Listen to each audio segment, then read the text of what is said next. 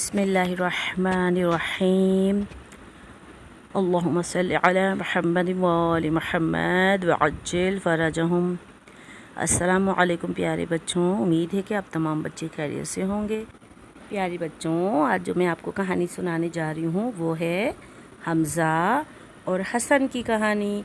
ये दोनों बहुत अच्छे दोस्त हैं, हमेशा एक दूसरे का ख्याल रखते हैं, खेलते भी एक साथ हैं और पढ़ते भी एक ही स्कूल में हैं और रहते भी एक ही मोहल्ले में हैं। दोनों बच्चों की आदतें भी एक जैसी हैं, हमेशा मिलजुल कर रहते हैं और मिलजुल कर खेलते भी हैं। बस एक जगह पर आकर दोनों की आदतें बिल्कुल अलग हो जाती हैं और वो जगह है दस्तरखान। जब दस्तरखान लगता है तो दोनों बिल्कुल ही अलग आदतों के मालिक नज़र आते हैं। हसन को खाने पीने का बहुत शौक़ है और वो हर चीज़ खा लेता है, कभी किसी चीज़ के खाने से मना नहीं करता। और हमज़ा को तो पूछे ही नहीं, ऐसा लगता है वो और खाना दोनों अलग अलग हैं।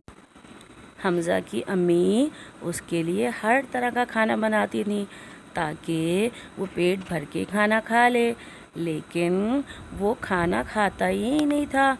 उसकी अम्मी उसके लिए पिज़्ज़ा बनाती थी, सैंडविचेस बनाती थी, उसके लिए स्पैगेटी बनाती थी और कभी उसकी खातिर उसकी अम्मी मटर पुलाव बनाती थी, कभी उसके लिए बिरयानी पकाती, कभी पुलाव पकाती, लेकिन कभी भी हमज़ा एक दोनों वालों से ज़्यादा खाना नहीं खाता था।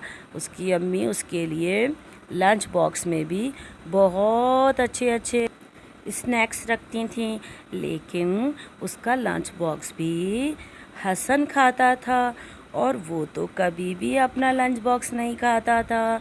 ऐसा नहीं है कि वो कैंटीन से कुछ लेकर खा लेता हो, वो कुछ खाता ही नहीं था।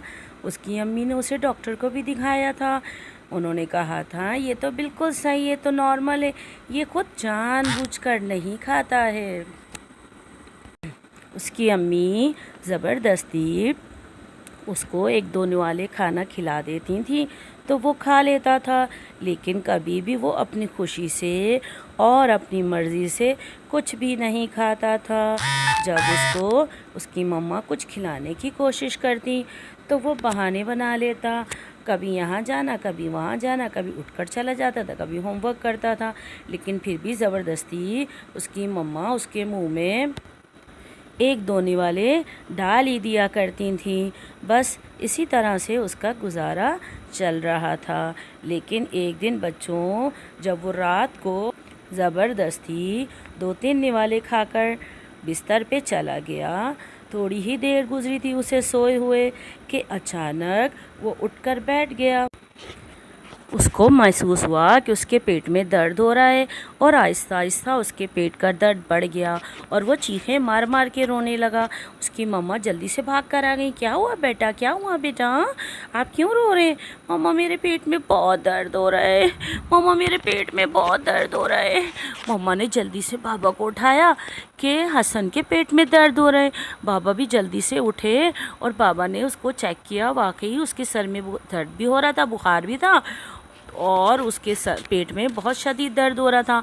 बाबा ने जल्दी से बाइक निकाली, उसको आगे बिठाया बाइक पे और मम्मा बाइक पे पीछे बैठ गई बाबा के और जल्दी से वो क्लिनिक पर पहुँचे। बाबा उसे क्लिनिक के अंदर लेकर गए तो अंदर से जो हॉस्पिटल का अमला था उन्होंने उसे बिस्तर पे लिटाया और कहने लगे कि आप अभी रेस्ट करें, डॉक्टर साहब तो सुबह आएंगे। उसके पेट में तो दर्द हो रहा था। बाबा उसे दूसरे हॉस्पिटल ले गए, उन्होंने भी यही जवाब दिया। फिर तीसरे हॉस्पिटल ले गए, उन्होंने भी यही कहा। यहाँ तक कि 4-5 हॉस्पिटल्स चले गए। जब सब जगह से यही जवाब मिला तो बाबा फिर इसको बाइक पर बिठाकर दूसरे हॉस्पिटल जाने लगे। तो बाहर खड़े हो गए, आधी रात का वक्त था, खुला आसमान था और हसन के पेट में शदीद दर्द हो रहा था और वो रो रहा था। और बच्चों, اس کے پیٹ میں اتنا شدید درد تھا کہ اس کے درد کو دیکھ کر اور اس کو روتا دیکھ کر ماما بھی رو رہی تھی، بابا کا دل بھی خراب ہو رہا تھا۔ بابا نے اس کو بائک پر بٹھایا اور پھر دعا کرنے لگے زور زور سے، یا امام زمانہ علیہ السلام میرے بیٹے کا درد ٹھیک کر دیجئے، اس کے پیٹ کا درد ٹھیک کر دیجئے، یا تو پھر کوئی ڈاکٹر جلدی سے مل جائے تاکہ وہ میرے بیٹے کو دوائی دے اور میرے بیٹے کا درد ٹھیک ہو جائے۔ یا اللہ ہیلپ می، یا اللہ ہماری مدد کیجئے، یا امام زمانہ حضرت فاطمہ زہرا کے صدقے میں میرے بیٹے کی مدد کیجئے۔ ان کے بابا بھی زور زور سے رو کے دعائیں مانگ رہے تھے اور سوچ رہے تھے کہ اب میں کیا کروں، کہ اتنے میں ان کے موبائل کی گھنٹی بجی۔ انہوں نے موبائل جیب سے نکالا تو ان کے دوست کی کال تھی۔ انہوں نے جلدی سے کال اٹینڈ کی۔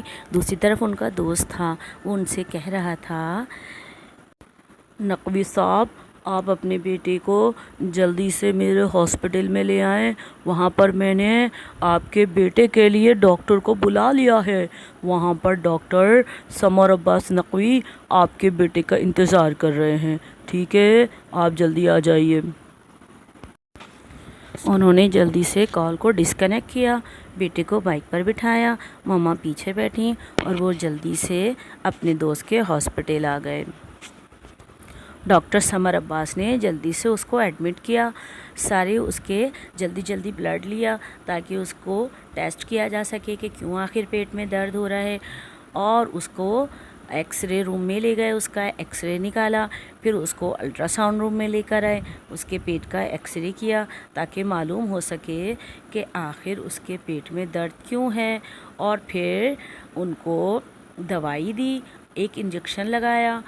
انجیکشن لگنے کے بعد وہ آہستہ آہستہ نیند کی وادی میں چلا گیا۔ صبح جب اس کی آنکھ کھلی تو ڈاکٹر صاحب نے پھر اس کو کچھ دوائیاں دی اور اس سے دوبارہ سے کچھ ٹیسٹ وغیرہ ہوئے، اور اس کے بعد ڈاکٹر صاحب نے اس کا جب دوبارہ سے چیک اپ کیا تو پھر ڈاکٹر صاحب نے کہا شام کو رپورٹس آ جائیں گی اور میں آپ لوگوں کو بتا دوں گا کہ کیا صورتحال ہے۔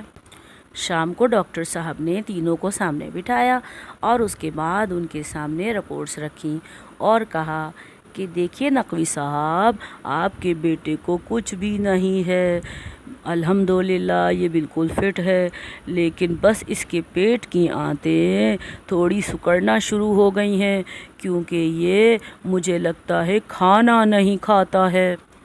ان کی ماما نے ڈاکٹر صاحب کو پوری بات بتا دی کہ یہ کھانا بالکل نہیں کھاتا، زبردستی ایک دو نوالے میں کھلا دوں تو کھا لیتا ہے، ورنہ اپنی مرضی سے اپنی خواہش سے یہ کھانا بالکل بھی نہیں کھاتا ہے۔